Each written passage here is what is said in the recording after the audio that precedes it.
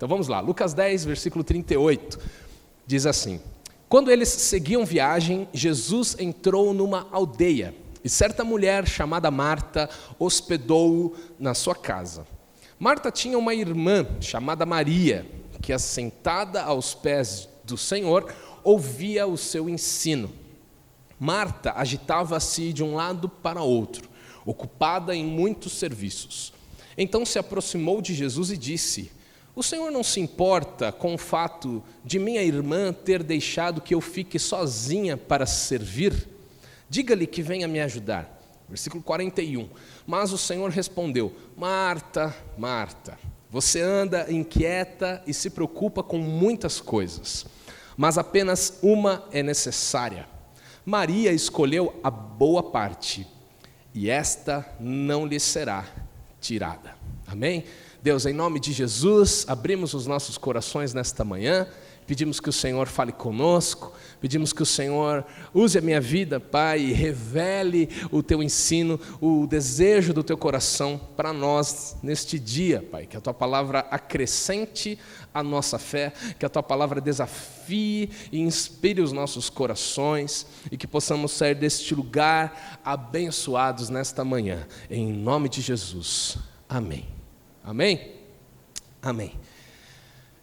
Bom, esse texto é muito conhecido na palavra de Deus. Se você é cristão há algum tempo, ou talvez até alguém que ouviu, faz parte de uma família cristã, você já deve ter ouvido muitas vezes sobre Marta e Maria, sobre a família de Lázaro, Marta e Maria. A Bíblia diz que era uma família que Jesus amava. Ele sempre estava com eles, ele sempre os visitava, ele convivia com esta família, eram amigos de Jesus. E eu, quando leio a palavra de Deus, eu gosto de mergulhar nela e gosto de entender o que está acontecendo, esmiuçar cada palavra, e eu queria te convidar nessa manhã a fazer isso comigo, tá bom? Essa passagem, ela aparece apenas aqui neste evangelho de Lucas, não tem nos outros evangelhos, esse episódio. E Marta e Maria, nós vemos aqui, elas eram irmãs e também tinham um irmão que era Lázaro. Lázaro certa vez foi aquele que Jesus ressuscitou. Ele morreu, suas irmãs ficaram tristes, se aproximaram, ali Jesus soube da notícia e se aproximou e foi lá visitá-los. E naquele momento Jesus, ele até tinha sido já sepultado, Jesus manda tirar a pedra, Jesus dá uma palavra de vida e Lázaro ressuscita. E isso acontece, um milagre maravilhoso, todos ficam espantados. É essa família que nós estamos falando, sobre Lázaro você vê lá em João 11, esse assunto, esse episódio da ressurreição de Lázaro, Mas aqui nós estamos vendo então apenas Marta e Maria. Lázaro não estava aqui, ou pelo menos a Bíblia não fala dele nesse momento aqui, E eu gostaria no começo agora já de destacar aqui com vocês algumas atitudes, algumas características destas três pessoas que se encontram aqui, de Marta, Maria e Jesus. E Marta, começando por Marta, a gente vê nesses poucos versículos que lemos algumas características na vida de Marta. Então Marta, ela hospeda Jesus, Nós vemos isso. Marta, ela tem a iniciativa de convidar Jesus. Jesus estava na aldeia, mas ela vai até Jesus, ela faz um convite, ela prepara a sua casa, ela faz questão de chamá-lo para dormir lá na sua casa, para ser hospedado, para comer com eles. Marta, ela tem este coração de receber a Jesus, de trazê-lo para a sua casa, de estar por perto, de tê-lo por perto e de recebê-lo, em honra. Marta faz isso. A Bíblia também diz que Marta, talvez nesta preocupação de receber bem a Jesus, a Bíblia diz com estas palavras que ela estava agitada de um lado para o outro, e ela estava ocupada. Então ela estava agitada e ela estava ocupada com muitos serviços. Sabe aquela coisa quando você recebe alguém em casa, você sai catando as roupas que estão espalhadas, tira aquela coisa em cima da mesa, põe a fruteira no lugar. Você já viu isso? Chegou alguém em casa, estou com a campainha, ai meu Deus, chegou ali, deixa eu ajudar. Provavelmente, de repente, ela estava andando pela aldeia quando viu Jesus, talvez ela não tivesse tido tempo antes de arrumar a casa, né? Então, quando Jesus chega lá, ela põe Jesus ali, espera um pouquinho e tal, e aí começa a correr, né? Arruma, lava a louça, prepara uma comida, põe um bolo no forno, alguma coisa ela estava vivendo nesse sentido que a Bíblia destaca, que ela estava correndo de um lado para o outro, ocupada com muitos serviços, né? Tentando servir a Jesus, né? Da melhor forma. E a gente vê também nessa passagem que Marta, ela conversa com Jesus, mesmo ali fazendo as suas coisas. Ela tem tanta amizade, talvez tanta liberdade com Jesus, que ela nem mede muito as palavras. Ela fala com Jesus o seguinte: o Senhor não se importa de ver a minha irmã, né, aí parada enquanto eu estou servindo sozinha, né? Peça para ela vir me ajudar. Como se fosse culpa de Jesus, né? Como se... acho que eles tinham uma amizade para isso, mas ela fala, ela diz, ela aborda Jesus, ela aborda para convidá-lo para sua casa, ela aborda para pedir para a irmã ajudar. Ela é essa pessoa que tem iniciativa, essa pessoa que quer fazer 10 coisas ao mesmo tempo. Talvez você seja assim, ou conheça alguém parecido com esse tipo de personalidade, né? Marta era essa pessoa, ela queria estar agitada e garantir que tudo saísse da forma perfeita e fazer o melhor, ter um coração bondoso em servir, em receber. Agora a gente vê Maria, sua irmã, mas como numa boa casa, não sei se você é pai ou já reparou, né? Às vezes numa mesma casa, 2 irmãos são completamente diferentes, né? Um temperamento completamente diferente, um jeito de ser completamente diferente. E Maria, ela era o contrário aqui de Marta, pelo que a gente vê. Maria, ela não trabalha ali, não se preocupa com nada. Quando ela vê Jesus, ela se assenta, a Bíblia diz. Ela se assenta aos pés de Jesus. Ela é aquela pessoa que prefere ali aproveitar a visita, a presença da visita. Ela chega ali, ela recebe, ela troca conversa com Jesus, ela quer saber como Jesus está, ela quer conversar com Jesus, e ela ouve, é uma outra característica de Maria, ela ouve os ensinos de Jesus. Ela faz questão de estar ali.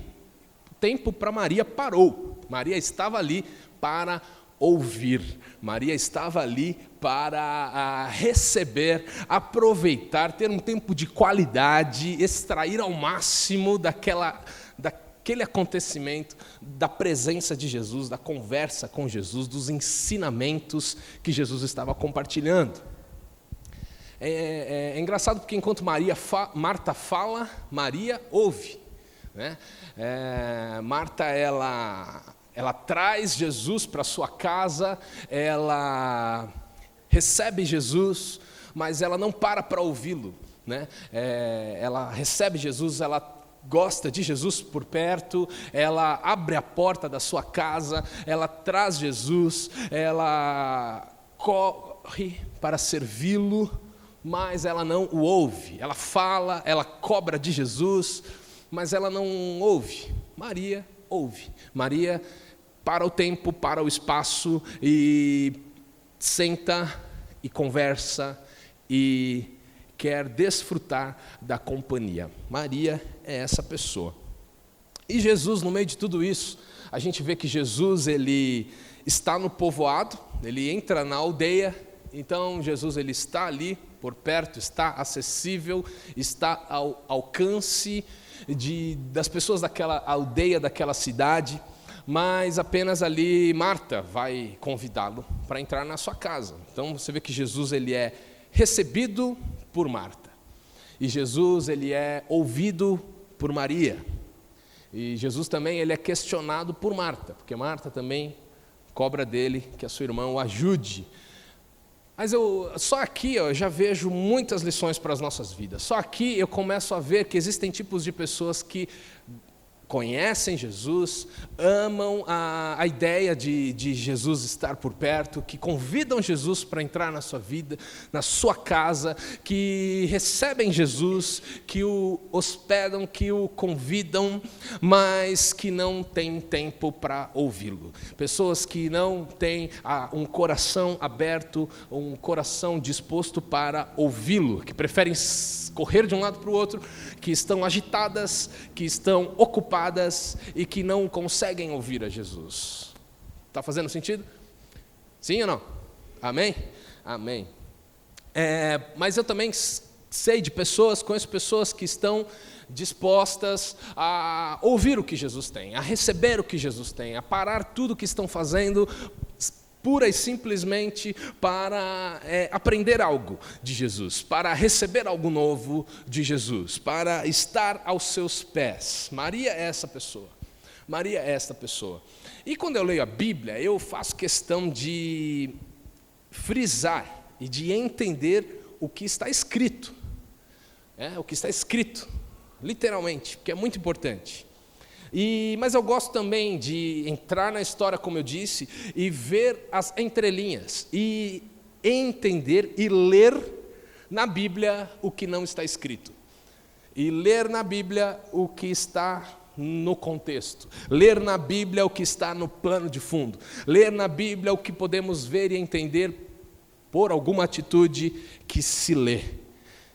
E é muito interessante, porque fazendo isso, nesse texto, eu vejo que a Bíblia não fala sobre o que Jesus ensinou aquele dia para Maria.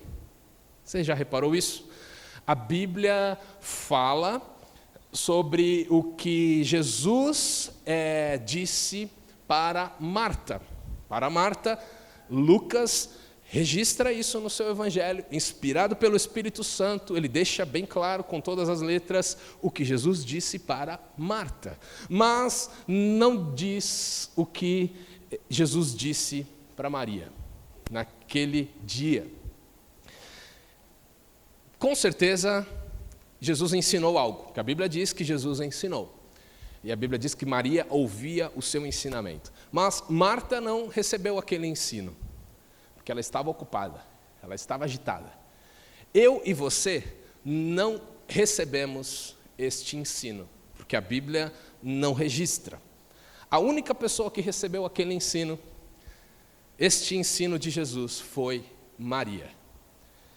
E isso me traz algo, me fala algo muito importante. Por que a Bíblia não nos deixa saber o que Jesus ensinou para Maria? Me perguntei isso quando eu estava lendo esse texto.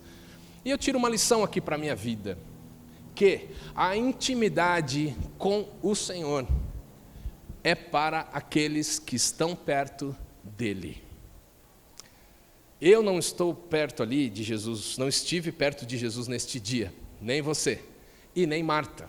Então nós não recebemos este ensinamento, recebemos outros, mas este nós não recebemos, porque nós não estávamos ali. Existe coisas que Deus quer falar conosco, existem ensinos, existem segredos, existe uma porção de todo o ensino de Deus, uma porção da sabedoria que vem do trono de Deus, que só está acessível para os que estão perto. Amém? Tem um tipo de nível de conhecimento de Deus que você não recebe no culto. Existe um tipo de sabedoria, um entendimento maior das coisas de Deus que você não recebe pelo YouTube. Existe um nível de comunhão e de relacionamento com Deus que só se tem estando perto você e Ele, eu e Ele. É o que eu aprendo na palavra de Deus. Existem pessoas que clamam por mais de Deus, pessoas que oram, Deus abre os céus, Deus faz milagres, Deus derrama os teus segredos, mas ao mesmo tempo, muitas vezes, uma pessoa que ora assim, não tem tempo e não separa tempo para passar com Jesus. Muitas vezes temos tempo para tudo. Nossa agenda, se olharmos, eu gosto de usar a agenda no celular, não sei se você é assim também, ou se você tem aquela impressa, né, o seu planner, mas nós programamos, ou você faz só na sua cabeça, ou você cola na geladeira de casa, de alguma forma você programa o seu dia, você programa a sua agenda da sua semana. E muitas vezes temos tempo para tudo, muitas vezes conseguimos colocar lá as saídas com os amigos, conseguimos colocar lá o tempo com a família, conseguimos colocar lá o trabalho e as suas responsabilidades, se está num momento mais tranquilo, se está num momento mais intenso, nós conseguimos encaixar isso na nossa agenda, mas muitas vezes a última coisa que nós colocamos na nossa agenda é o nosso tempo pessoal com Jesus. E sabe quando Deus vai revelar os segredos dele para nós? Nunca. Por quê? Os segredos do Senhor é para aqueles que têm tempo com Ele. Você vai ser crente, você vai vir à igreja, Deus vai te abençoar, porque a palavra de Deus jamais volta vazia. Você entra neste lugar, teu coração é cheio. Você entra neste lugar, você conversa, até saindo para comer uma pizza com os amigos cristãos. Você é abençoado, porque o assunto ali não tem outro. Você é cristão, você é crente, meu irmão. Você vai falar de coisa boa, você vai ter um assunto agradável. Isso vai te abençoar. Você vai receber um conselho, você vai... De repente, no meio de uma piada, uma coisa engraçada, você vai ver algo, vai receber algo que te abençoa, que abençoa a vida do outro também.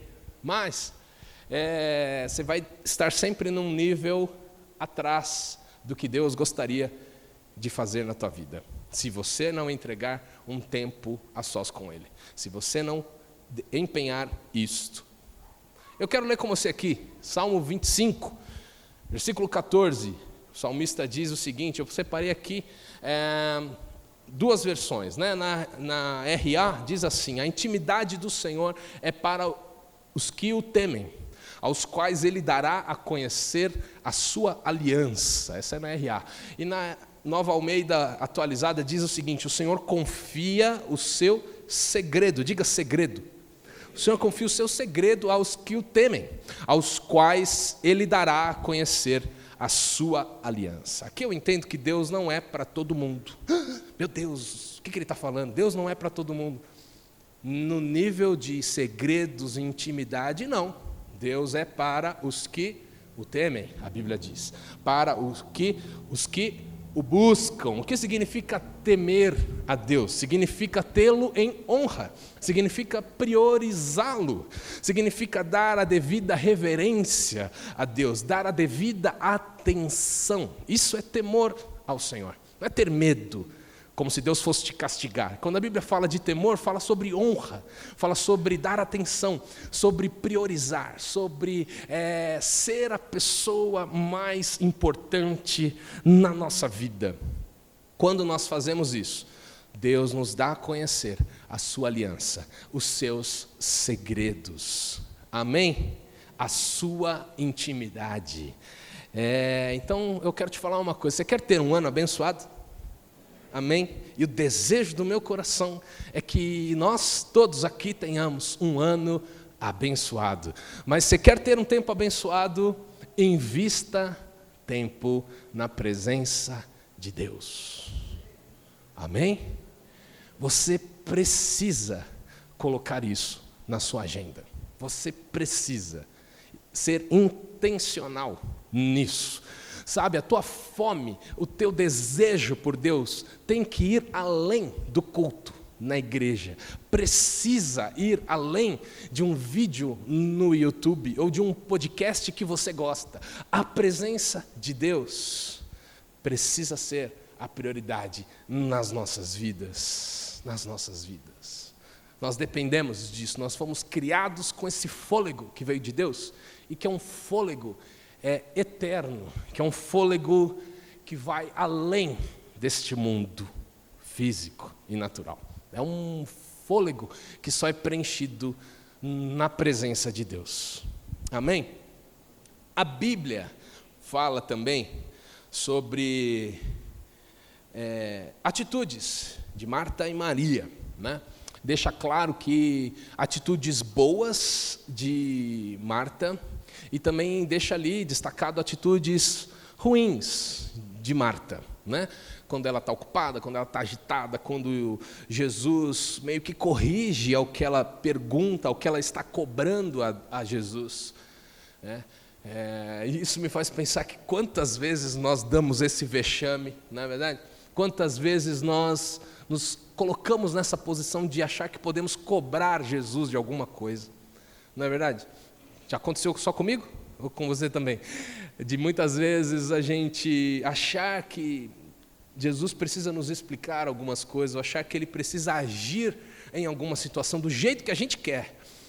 Sabe, é como se você dissesse, como Marta disse para Jesus, não, você não se importa que a minha irmã está aí sem fazer nada e eu estou fazendo tudo sozinha?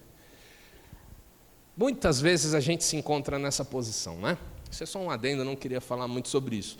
Mas quando eu leio aqui eu vejo. Então Jesus ele corrige um pouquinho de Marta, ele sabe que Marta é essa pessoa expressiva, que fala mesmo, que pensa, e que não mede tanto as palavras, sabe?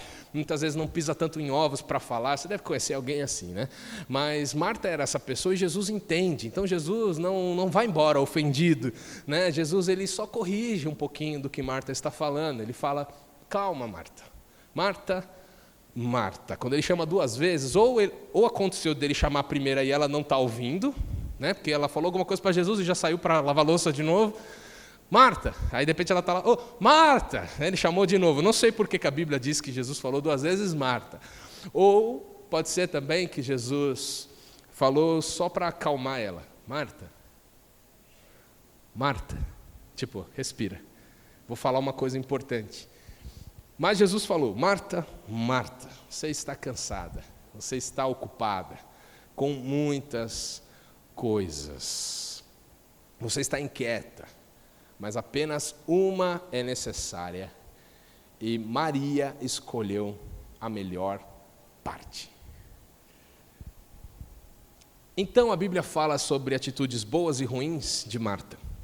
Mas sobre Maria, neste texto, a Bíblia não fala de nada que desaprovasse no caráter dela. A Bíblia só fala de coisas boas de Maria. Fala que ela estava aos pés de Jesus, fala que ela ouvia o ensino de Jesus e fala que ela escolheu a melhor parte. Quando Jesus responde para Marta, entendemos isso. E nisso eu também recebo uma lição aqui que eu quero dividir com você. Aqueles que têm comunhão, diga comunhão, para você gravar. Intimidade, diga intimidade. Aqueles que têm comunhão e intimidade com Deus estão um passo à frente daqueles que não têm. E não é que você vai ser melhor do que as outras pessoas. Não é que você, agora eu sou um super crente e o outro é só crente. Não. Mas é que por estar perto de Jesus e por ter comunhão e intimidade com o Senhor, você começa a estar mais sensível às coisas da vida. Você começa a entender melhor o que Deus pensa, como Deus pensa sobre as situações da vida. Você começa a bater menos cabeça, você começa a errar menos, você começa a ponderar mais, você começa a analisar o que Jesus faria nessa situação. Calma aí, eu vou escolher esse negócio, mas não está me dando paz nessa escolha, então não vou escolher. Você consegue ter essa sensibilidade que é a presença de Jesus na sua vida, para entender isso é bom, isso não é bom, isso não me traz paz, ou isso me traz paz. E então você acaba estando um passo à frente daqueles que não têm essa comunhão e essa intimidade, você entende? Então, até nisso, a Bíblia me ensina que talvez Maria, por ser sempre esta pessoa aos pés de Jesus, e nós vamos ver que em outro episódio, acho que foi em João 12, Maria, ela quebra um vaso de perfume, ela joga aos pés de Jesus, ela enxuga os seus pés com os seus próprios cabelos, e isso representa a adoração, Isso representa o temor ao Senhor, o ter em honra, o priorizar, o ser a pessoa mais importante da sua vida. Maria era essa pessoa. E eu quero ser como Maria. Eu quero te desafiar a sermos como Maria, neste ano de 2023, a conhecermos mais ao Senhor, a darmos mais tempo para a sua presença, realmente isso ser importante para nós. Não é só um checklist porque somos crentes. Não, mas realmente isso ser algo vivo dentro do nosso coração, realmente ser algo do que a nossa vida depende disso. A nossa vida depende disso. Que o Espírito Santo de Deus incendeie os nossos corações para sermos assim neste ano. Amém? Amém. E Salmo 119, eu quero ler com você uns versículos. O salmista ele diz lá no versículo 97 em diante: quanto amo a tua lei. Tem aí, ó. O salmista falando na presença de Deus, ele para Deus, ele está falando para Deus: o quanto eu amo a tua palavra. Ela é a minha meditação todo o dia. Todo o dia. Sabe quando você lê a palavra de Deus, a sua Bíblia de manhã, e ao longo daquele dia aquilo fica na sua mente? Isso é meditação da palavra de Deus. Você absorve ao longo do dia o que Deus falou lá de manhã com você. Versículo 98. O teu mandamento me torna mais sábio. Fala comigo, mais sábio. Mais sábio que os meus inimigos. Alguém aqui quer ser mais sábio que o seu inimigo? Porque isso é garantia de vitória para nós, não é verdade? Você tem vantagem. Quem é o teu inimigo? Não é a tua sogra, tá? Fica tranquilo. Não é o teu chefe também não. Calma, respira. Mas o diabo é o nosso inimigo, que muitas vezes pode até usar sua sogra, que muitas vezes pode até usar o seu chefe, mas não são eles. Mas pode usar o seu melhor amigo, pode usar alguém da sua família, pode usar um estranho, mas o diabo é o seu inimigo e o meu inimigo. E quando nós nos tornamos mais sábios que o nosso inimigo, nós temos vantagem na guerra do dia a dia. A tua palavra, o teu mandamento me torna mais sábio que os meus inimigos, porque eu o tenho sempre comigo. Outra palavrinha muito boa, sempre. O tenho sempre comigo. Eu venho no culto de domingo, mas na segunda eu tenho de novo. Na terça eu tenho de novo. Na quarta eu tenho de novo. Eu tenho sempre comigo a tua palavra. Eu não estou lá na tua casa na segunda-feira, na quarta-feira, não, o pastor Gui não está lá na quinta no teu escritório, mas a presença de Deus pode estar lá, se você reservar um tempo para isso. Versículo 99, compreendo mais, diga mais do que todos os meus mestres. Olha, que coisa, porque medito nos teus testemunhos. A palavra de Deus nos torna mais sábios do que os nossos mestres. Sabe aquela pessoa, aquele cara que você escuta um podcast e fala: uau, esse cara é bom, essa mulher é inteligente, essa pessoa é fera. A palavra de Deus diz que enquanto eu estudo a sua palavra, eu me torno mais sábio do que os meus mestres. Versículo 10, sou mais entendido do que os idosos. E olha que os idosos sabem das coisas. Você pode achar bom isso ou não. Você pode achar legal ou não. Mas quando tua avó fala um negócio, teu pai fala um negócio. Quando mãe é terrível. Quando mãe fala que vai chover, vai chover. Pode estar o sol do universo. Leva lá o guarda-chuva que vai chover. Quem já teve essa experiência? Eu já tive. Mas por quê? Os mais velhos sabem mais das coisas. Isso, a palavra de Deus diz: honra teu pai e tua mãe, para quê? Os teus dias sejam longos. Você vai viver melhor, você vai viver mais, né? E os idosos sabem mais. Mas, quando lemos a palavra de Deus, o salmista está falando: eu sou mais entendido que os idosos, porque eu guardo os teus preceitos. E essa palavra guardo é muito boa também. Porque não é só ler, é guardar. né? É praticar o que se lê, né? É pôr em prática, é fazer o que Deus ensina. Não ficar só na teoria, na mente, no ensino, mas estar nas nossas atitudes. Esse é o segredo para termos uma vida vitoriosa. Amém? Amém. Agora, isso eu tirei de lições de coisas que nós não lemos, né, no texto, que está entre as linhas. Mas eu também quero frisar aqui para nós lições que podemos aprender exatamente com o que está escrito, literalmente, palavra por palavra, do ensino que aí sim Deus colocou para nós, porque entendeu ser, em sua sabedoria, importante para nós. Lucas registra o ensino de Jesus para Marta. E pela fala de Jesus nós podemos tirar algumas lições aqui também. Marta, ela estava inquieta, diga inquieta. Estava preocupada, diga preocupada. Estava agitada, diga agitada. De um lado para o outro, e Marta estava ocupada, diga ocupada, em muitos serviços. A Bíblia diz exatamente isso. Inquieta e preocupada, agitada de um lado para o outro e ocupada em muitos serviços. Meu irmão, quantas pessoas estão assim nos dias de hoje, hein? Quantas pessoas terminaram o seu ano de 2022 e indo para 2023, mas não mudando a chavinha, estão indo inquietas e preocupadas para 2023. Fala a Deus, viu? Estão indo agitadas de um lado para o outro, estão indo ocupadas com muitos serviços.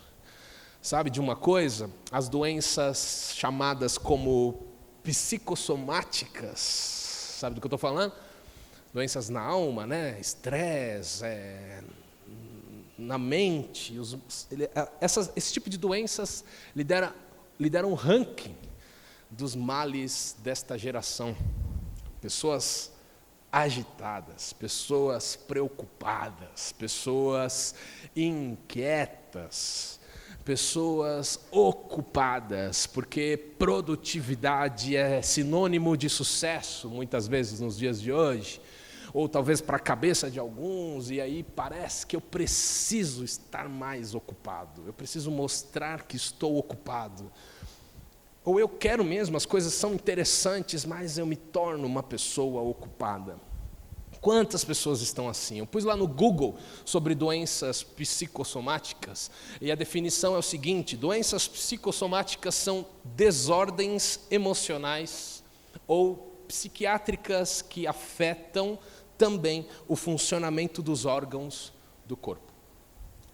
Isso acontece, muitas vezes a pessoa está doente, está com dores, ela vai no médico, o médico faz um exame, e o que ele encontra? Nada. Não encontra nada. E aí, muitas vezes, de uns anos para cá, tem se entendido sobre esse tipo de doença, que é na alma, é na mente, é nas emoções, e afeta o corpo, como uma consequência, porque nós não fomos criados geneticamente para suportar esse tipo de coisa, né? Fomos criados por Deus para um jardim, foi para isso que Deus criou Adão e Eva, né? Nós somos criados para vivermos no paraíso, né? Então a gente ainda não está muito lá, né? Então as coisas do dia a dia interferem sim na nossa vida. E como lidar com tudo isso, né? Uma vez alguém disse, não sei exatamente quem, que preocupar-se é antecipar uma ocupação, né? Pela palavra a gente já pode entender isso. É antecipar uma ocupação desnecessária para aquele momento, né? Eu me ocupo hoje com algo que eu deveria me ocupar daqui a algum tempo, ou que de repente até com o passar dos dias eu perceberia que nem iria precisar me ocupar com aquilo, mas hoje eu estou me ocupando. Isto é preocupação, né? E preocupar-se é perder tempo. Concorda comigo? Perder tempo. O tempo que eu poderia fazer outra coisa, né? Me ocupando com outras coisas que essas sim são para hoje, eu estou me ocupando com coisas que não aconteceram ainda. É deixar de viver o hoje para viver as incertezas do amanhã. Isso é preocupação. Outra coisa aqui que a gente vê em Marta, o ativismo que causa um estresse. O ativismo que causa um estresse. Servir a Deus é bom? Sim ou não? Demais. A Bíblia nos ensina a servirmos. Marta estava literalmente servindo a Jesus, né? Só que o excesso, o ativismo, e isso pode ser em outras áreas, não estou falando de ministério apenas, né? Na tua vida diária, um ativismo que causa um estresse nos atrapalha. Né? É a necessidade de eu estar em todos os lugares, a necessidade de eu ver tudo, de eu saber de tudo passar aqui por mim, tudo que de repente diz respeito à minha vida, acompanhar todos os assuntos, todos os temas. Hoje em dia a gente tem que ser muito culto, tem que saber falar de tudo. Eu não gosto de futebol, não acompanho, mas às vezes, sei lá, diante de uma Copa do Mundo, gastei uns minutos sobre o assunto, porque você vai almoçar, fala de Copa do Mundo, aí fala do jogador, eu vou estar por fora do assunto? Né? Calma aí, né? Vamos ficar boiando? Não, né? Então, é se ocupar, é precisar saber de tudo, é precisar falar sobre todos os temas, é precisar me relacionar com todas as pessoas, precisar me envolver com todas as programações. Isso causa um ativismo na nossa vida. Eu preciso ver a galera do colégio, para não perder o contato. Eu preciso ver a galera da faculdade, para não perder o contato. Eu preciso sair com os irmãos da igreja. Eu preciso ter novos amigos, não sei o quê. Aquele ativismo nosso que nos causa um estresse. E a ciência estuda isso, né? Eu quero só comentar um negócio que eu aprendi uma vez com vocês sobre um quadrante. Não sei se alguém já viu isso, da urgência versus a importância. Talvez você já tenha visto isso aí. Alguém já viu? Urgência versus importância. E quando nós pensamos, pensa comigo, eu deveria até ter posto aqui, mas quando a gente pensa numa tabela, aqui, ó, na coluna aqui, ó, urgência, e aqui na linha do tempo, importância. E aí quando você pega o primeiro quadrante aqui, ó, que é o menos, né, na linha do tempo.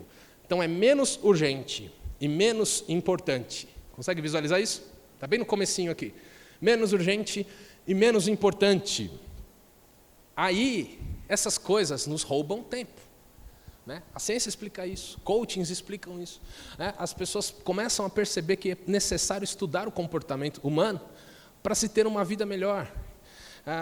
Então essas coisas a gente tem que excluir do nosso ativismo, porque são perca de tempo, não é urgente e não é importante. Aí se você for aqui para frente, você vai ver coisas que são mais importantes e menos urgentes. Deixa eu ir para o outro lado primeiro. As coisas que são mais urgentes e menos importantes. Certo? Mais urgentes e menos importantes. A gente tem que administrar estas coisas para se fazer no médio prazo. Porque elas são urgentes, mas elas não são importantes. Por que eu deixei algo que não é importante se tornar urgente na minha vida? Eu preciso administrar isso. Agora, se eu tenho aqui situações que são urgentes e importantes ao mesmo tempo, essas aí eu tenho que administrar, concorda? São urgentes e são importantes. Essas daí eu tenho que resolver na minha vida. Só que preciso tomar novas atitudes para me programar, para não viver nessa loucura de ficar sempre resolvendo o que é urgente e importante, para ficar sempre apagando incêndios na minha vida. Eu preciso resolver, ok, mas num segundo momento preciso sentar e ver por que isso se tornou urgente e importante ao mesmo tempo. Certo? Agora, o ideal na nossa vida é vivermos com aquilo que é importante e não é urgente. Certo? Esse é o plano ideal, porque quer dizer que a gente está planejando as coisas, quer dizer que nós estamos organizando as coisas. Então, nós estamos vivendo pelo que é importante, não pelo que é urgente. Né? Resumindo, que não é minha área ficar entrando nesses detalhes. Resumindo, eu vejo que o que Jesus ensinou para Marta é o seguinte: vem cá, Marta, a inquietação, o ativismo, a preocupação, nos roubam do que Deus está fazendo hoje. Jesus estava hoje na casa de Marta. Jesus estava ensinando algo que ela perdeu.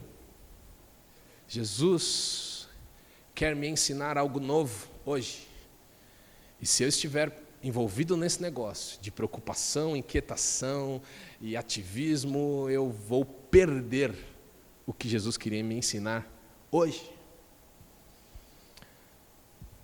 Estas coisas nos roubam do que Deus está fazendo e do que Ele quer fazer em nós hoje. Nos roubam a sua presença, nos privam desta que é a melhor parte. Porque Jesus disse com todas as letras, isso eu não estou deduzindo, Jesus disse, essa é a melhor parte. Amém? Nós precisamos, nesse começo de 2023, colocar a nossa casa em ordem. E talvez o Espírito Santo já esteja te incomodando nesses primeiros dias do ano para isso. Para alinharmos, para realmente deixarmos o que temos que deixar na nossa vida, organizarmos a nossa agenda, priorizarmos o nosso tempo de intimidade com Deus. Sabe, nós vamos viver um ano abençoado. Amém?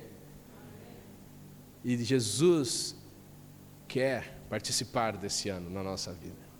Deus quer nos ajudar a alinharmos tudo isso, para que nós tenhamos de fato sim um ano abençoado. Qual é o segredo? Eu pus aqui. O segredo é que, ao invés da preocupação, nós precisamos exercer a confiança. Diga confiança. Confiança. Salmo 42, versículo 5 diz assim: porque está abatida, ó minha alma. O salmista olhando no espelho, falando com ele mesmo.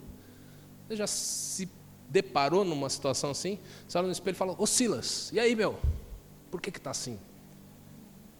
Por que você está tão agitado, está preocupado, está abatido, está com medo? Por quê?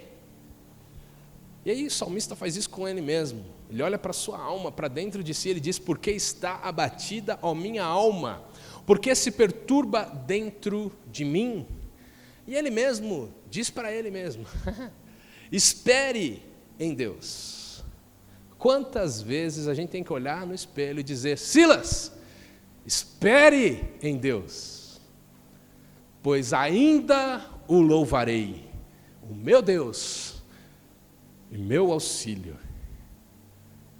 Amém? Isso é confiança. É saber que não está nas minhas mãos, nem nas tuas mãos. Aquilo que não podemos fazer está nas mãos do Senhor. O que podemos está nas nossas, temos que fazer, temos que alinhar. Sim, mas a preocupação, que é aquela questão de antecipar a ocupação com algo que não aconteceu ou que não está no nosso alcance, isso tem que estar nas mãos de Deus. Isso tem que aliviar a nossa agenda, isso tem que aliviar a nossa alma, aliviar os nossos sentimentos, isso tem que estar na mão de Deus. E é confiança, isso é confiança, isso é fé. Deus é bom, você acredita? Deus cuida de você, você acredita? Deus já falhou alguma vez com você? Não. Então, Ele é confiável, confia no Senhor. Salmo 20, versículo 4 até o versículo 8 diz assim, que Deus lhe conceda o que o seu coração almeja e realize tudo o que você planejou. Celebraremos com júbilo a sua vitória, em o nome do nosso Deus. Hastearemos pendões, porque que o Senhor satisfaça todos os seus desejos. Amém? Palavra boa, né? Agora sei, versículo 6, que o Senhor salva o seu ungido. Ele lhe responderá do seu santo céu, com a vitoriosa força da sua mão direita. E o segredo de tudo isso aí, de realizar os desejos do coração, de celebrar com júbilo a sua vitória, é o versículo 7, porque uns confiam em carros de guerra, uns confiam no exército, nas forças armadas, outros nos seus cavalos, não no do exército, mas nas suas próprias defesas, no seu dinheiro, nos seus bens, no seu próprio armamento. Nós, porém, invocaremos o nome do Senhor, nosso Deus. Oh, aleluia! Oh, aleluia! Existe um trono onde o nosso Deus está assentado, e Ele governa, e Ele tem todo o domínio. Quando Deus diz sim, não tem ninguém no mundo que diga não. Mas também quando Ele diz não, não tem ninguém que diga sim. Ele termina aqui, né? Versículo 8. Estes aí, eles se prostram e caem. Nós, porém, nos levantamos e nos mantemos em pé. Oh, aleluia! Amém. Você pode aplaudir ao Senhor? Deus é vitorioso. Ele te garante, Ele te sustenta, Ele te mantém de pé. Amém? Outro segredo: ao invés do ativismo, descubra o seu propósito. Porque eu não preciso fazer tudo, saber de tudo, estar em todos os lugares. Não. Eu preciso fazer o que Deus me colocou para fazer. Propósito que Deus me deu para fazer nesta terra. E é justamente por isso que eu vou ser cobrado no dia do juízo. Não é em quantos lugares eu estive. É se eu estive nos lugares combinando com o propósito que Deus tinha para eu estar. Não é verdade? Eu não preciso saber de todas as coisas, estar em todos os lugares. Eu preciso fazer tudo conforme o propósito que Deus me deu. Salmo 127, versículo 1 e 2, diz assim: se o Senhor não edificar a casa, em vão, diga em vão trabalham os que a edificam. Se o Senhor não guardar a cidade, em vão vigia a sentinela. Inútil, será inútil, diga inútil, levantar de madrugada, dormir tarde, comer o pão que conseguiram com tanto esforço, ponto e vírgula, aos seus amados, Ele o dá enquanto dormem. Aí você pode achar que esse ensino ele conflita com o que a gente sempre prega, de que eu tenho que fazer a minha parte, de que se está nas minhas mãos, eu tenho que fazer, eu tenho que ser esforçado, eu tenho que ir atrás do que eu preciso, do que Deus me pede para ir atrás. É verdade, não é isso. Põe de novo aqui, não é isso que o texto está dizendo, não é contra isso que o texto está dizendo. Veja bem, talvez alguns lendo isso aqui possam até dizer: ô glória, não preciso trabalhar mais, né? Não, irmão, está errado, calma. O segredo aqui é o quê? É o Senhor quem está edificando a casa? É uma pergunta. É o Senhor quem está edificando a casa? Se for o Senhor quem estiver edificando a casa, trabalhe nela e edifique. O que o texto está dizendo é que é o seguinte: se não for o Senhor quem estiver edificando a casa, em vão trabalham os que a edificam. Se não é plano de Deus edificar esta casa, vai ser em vão trabalhar duro para edificá-la. Você consegue entender? Consegue entender? Não é que Deus está falando para você ser um folgado. Não, Deus está falando para você gastar o seu tempo, a sua energia, a sua força naquilo que Ele abençoa, naquilo que está no coração dEle. Agora, se o Senhor edificar a casa, vai para cima. Vai para cima. Amém? É plano de Deus isso aqui que eu estou fazendo? É propósito do Senhor para mim isto? Então faça, dê o seu melhor, vá para cima, se ocupe nisso. O que acontece é que muitas pessoas gastam muito tempo, muita energia na casa que o Senhor não edificou. Na cidade, guardas gastam energia vigiando, e eu estou transcrevendo a Bíblia para hoje, guardas gastam muita energia vigiando cidades que Deus não está guardando. A Bíblia diz: em vão vigiam os guardas, se Deus não guardar a cidade. A gente entende que, muitas vezes li esse texto, entendendo que não adianta eu fazer algo se o Senhor não estiver comigo, não é verdade? Mas também não adianta o Senhor não estar comigo e eu fazer aquilo. A iniciativa não vem minha, não é eu que decido o que eu tenho que fazer e Deus tem que estar comigo. Não, a iniciativa vem de Deus. A Bíblia não diz: se você edificar uma casa e o Senhor não estiver, em vão vai ser. Não é isso. A Bíblia diz o seguinte: se o Senhor edificar a casa, começa com o Senhor. Não é eu que tenho que trazer Deus para os planos que eu fiz. Eu que tenho que estar lá debaixo dos planos que o Senhor já fez. É o que faz toda a diferença na nossa vida. Amém? Esses planos, onde o Senhor já colocou aqui, é o que garante a vitória. Amém? Última coisa aqui para nós terminarmos. Ao invés da inquietação, lembre-se do cuidado de Deus e o busque. Amém? Eu quero ler com vocês aqui alguns versículos. Mateus 6, 25. Talvez você saiba disso, mas o Espírito Santo quer te lembrar. Mateus 6, 25. Por isso digo a vocês, não se preocupem com a sua vida, quanto ao que irão comer ou beber, nem com o corpo, quanto ao que irão vestir. Não é a vida mais do que o alimento, e o corpo mais do que as roupas?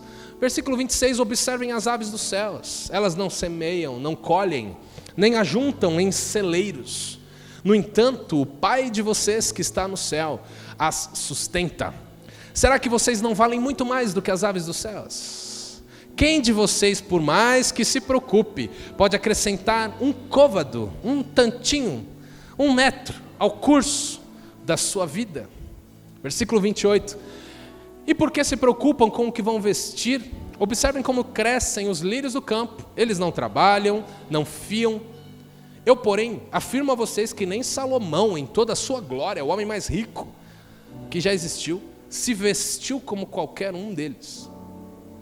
Ora, se Deus assim veste a erva do campo, que hoje existe e amanhã é lançada no forno, amanhã murcha, não fará muito mais por vocês, homens de pequena fé?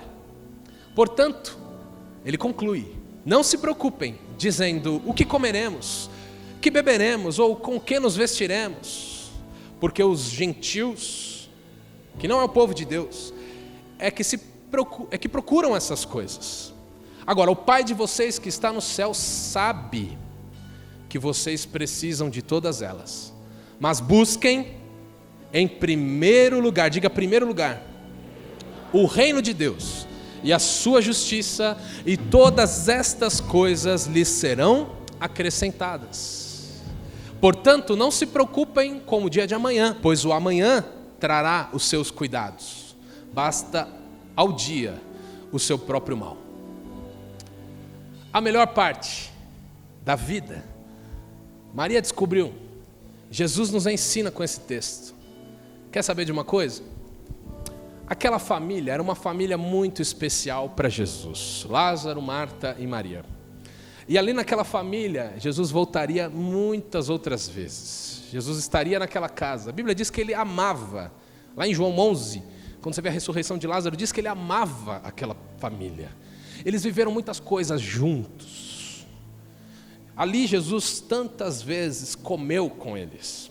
Ali eles enfrentaram os maiores problemas juntos. A morte de Lázaro, eles enfrentaram aquilo juntos. Jesus chorou. O único texto na Bíblia que diz que Jesus chorou foi na morte de Lázaro, lá ao lado de Marta e de Maria. Eles viveram juntos. Eles enfrentaram os maiores problemas da vida juntos. Mas também enfrentaram os maiores milagres das suas vidas juntos. Jesus ressuscitou a Lázaro e eles estavam ali juntos. Viveram momentos de alegria, de vitória, de ressurreição. Juntos eles tiveram momentos de adoração, como eu disse, Maria derramando perfume aos pés de Jesus em João 12, enxugando com seus cabelos. Nós vemos ali um servindo ao outro, nós vemos ensino, nós vemos cuidado, nós vemos edificação. Sabe de uma coisa? Deus quer que as nossas vidas sejam dessa maneira. Deus quer que os nossos lares sejam assim. Deus quer estar conosco na nossa casa, na nossa família. Deus quer que passemos os mais desafiadores momentos da nossa história junto com Ele. Deus quer que nós também, Deus quer operar em nós os maiores milagres que nós ainda não vimos e ainda vamos ver, porque Ele está lá na nossa casa conosco. Você crê? Deus tem um ano maravilhoso para nós. Eu creio. Cultive essa comunhão com Deus. Esta é a melhor parte. Esta é a melhor parte da vida. Que essa seja a melhor parte do seu 2023. Sua comunhão com Deus. O fogo de amor pelo Senhor queimando no seu coração e no meu coração. O tempo indiscutível, inquestionavelmente separado para Deus. Inegociável. Sabe, nós como igreja queremos ver homens e mulheres que amam mais a Deus a cada dia. Para nós, de verdade, liderança dessa igreja, o mais importante é você ter uma comunhão com Deus. O que a gente fica feliz quando o irmão troca de carro, a gente fica feliz quando conquistam coisas, a gente fica muito feliz. Mas o que a gente mais quer para cada um de nós aqui, para cada um de vocês, é a presença de Deus cada dia maior, cada dia mais saudável no teu coração, cada dia guiando mais a tua história, conduzindo a tua vida. Esse é o sentido de ser cristão. Esse é o sentido de caminhar com Jesus.